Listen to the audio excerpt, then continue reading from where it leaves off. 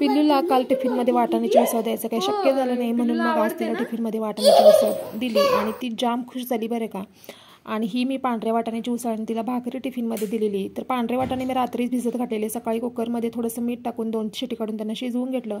तर त्यासाठी इथं गॅसवरती भांडं ठेवलेलं आहे। 2-3 चमचे तेल, अर्धा चमचा मोहरी, अर्धा चमचा जिरं, 7-8 लसणीच्या ठेचलेल्या पाकळ्या, ताजा कढीपत्ता, 2 बारीक चिरलेले कांदे टाकायचे। कांदा थोडावर परतून घ्यायचा आणि त्याच्यात थोडंसं मीठ टाकलं, कारण वाटाणे शिजताना सुद्धा मी थोडं मीठ टाकलेलं। कांदा भाजला की त्याच्यात 1 बारीक चिरलेला टोमॅटो टाकायचा। टोमॅटो फोडणीमध्ये मऊ झाला की पाव चमचा हळद आणि थोडंसं लाल तिखट मी टाकलेलं आहे। तिखट तुमच्या आवडीप्रमाणे टाका। फोडणी व्यवस्थित परतून घेऊन त्याच्यात शिजवलेले वाटाणे आणि ओली कोथिंबीर टाकली आणि अर्धा चमचा गरम मसाला सुद्धा टाकला।